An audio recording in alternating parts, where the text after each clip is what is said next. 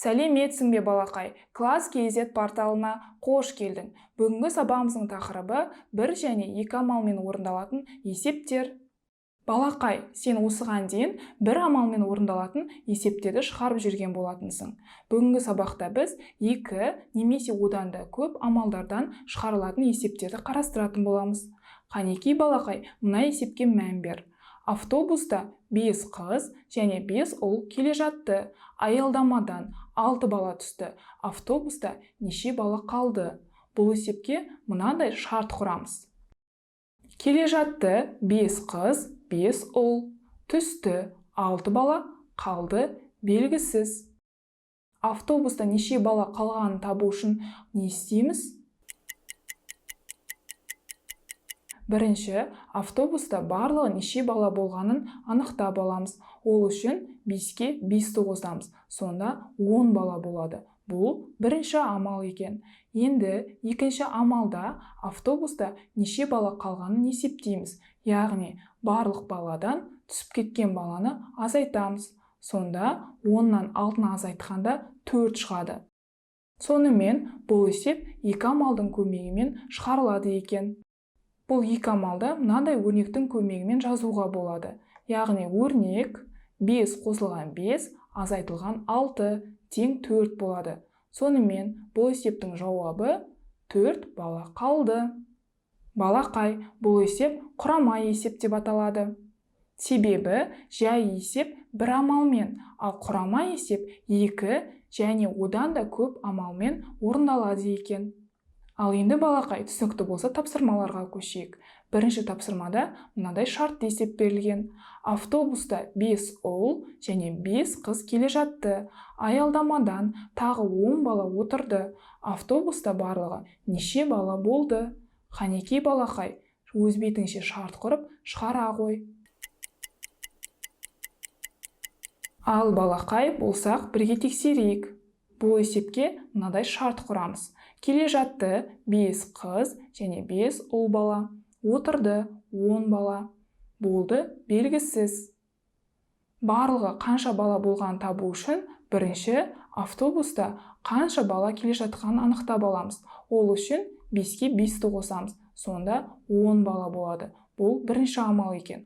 Ал екінші амалда барлығы қанша бала болғанын анықтаймыз. Яғни осы 10 балаға отырған 10 баланы қосамыз. Сонда 20 бала болады. Сонымен бұл есеп осында 2 амалдың көмегімен шығарылады екен. Енді өрнегін жазайық. Бұл есептің өрнегі 5 қосылған 5 қосылған 10 болады. Сонда жауабы 20 болады. Бұл есептің жауабы барлығы 20 бала болды. Жарайсың. Енді келесі тапсырмаға көшейік. Келесі тапсырмада мынадай шартты есептер берілген. Осы шартты есептердің мазмұнын оқи келе, оған сәйкес өрнекті табуың керек. Қанекей, бірге анықтайық. Біріншісі, автобуста 30 бала отыр. Аялдамадан 10 бала түсіп, 5 бала кірді. Автобуста барлығы неше бала болды? Балақай, қалай ойлайсың? Бұл есепке қай өрнек сәйкес келеді? Бәрекелді, дұрыс айтасың. Бұл есепке мына өрнек сәйкес келеді. 30 азайтылған 10 қосылған 5. Себебі автобуста басында 30 бала келе жатты. Одан кейін 10 бала түсіп қалды. Сондықтан бірінші 30-дан 10-ды азайтамыз. Одан кейін 5 бала кірді делінген. Сондықтан осы азайтындыға 5-ті қосады екенбіз. Енді келесі есеп. Автобуста 30 бала отыр. Аялдамадан 10 бала түсіп, тағы 5 бала түсті. Автобуста неше бала қалды? Қанекей, ойланып көр. Бұл шартты есепке қай өрнек сәйкес келеді? Жарайсың, дұрыс айтасың. Бұл есепке 30 азайтылған 10 азайтылған 5 деген өрнек сәйкес келеді. Себебі басында автобуста 30 бала отырды. Одан кейін 10 бала түсті. Тағы да 5 бала түсті. Сондықтан бірінші 10-ды азайтамыз, одан кейін 5-ті азайтады екенбіз. Сонымен балақай, сен дұрыс таңдадың деп ойлаймын. Сонымен келесі тапсырмаға көшейік. Келесі тапсырмада мына берілген өрнектерді есептеуің керек. Қанекей, біріншісінен бастайық. 12 азайтылған 9 қосылған 1. Қалай шығарамыз?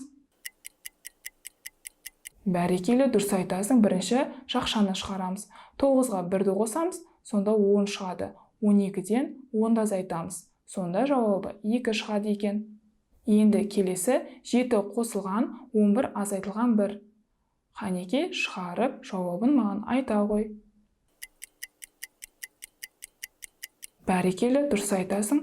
Бұл өрнектің жауабы 17-ге тең. Себебі бірінші жақшаны шығарамыз. 11-ден 1-ді азайтқанда 10 шығады. Енді 7-ге 10-ды қосамыз. Сонда жауабы 17-ге тең. Енді келесісі 4 қосылған 16 азайтылған 10. Қанеке есептей ғой. Ал балақай, бірге тексерейік. 4-ке 16-ны қосқанда 20 шығады. 20-дан 10-ды азайтамыз. Сонда 10 шығады. Енді соңғысы 18 азайтылған 8 қосылған 10. Қанеке есептей ғой. Бәрекелді, дұрыс айтасың. Бірінші жақшаны шығарамыз. 18-ден 8 азайтқанда 10 шығады. 10-ға 10-ды қосамыз. Сонда жауабы 20 шығады. Балақай, жарайсың. Енді сабағымызды қорытындылайық.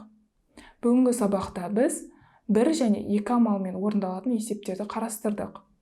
2 амалмен орындалатын есептерді құрама есеп деп атайды екенбіз. Ал егерде 1 амалмен орындалса, ол есептерді жай есеп деп атайды екенбіз. Менің сабағым аяқталды. Саған бүгінгі сабағым ұнады деп ойлаймын. Класс KZ порталында көріскенше сау бол.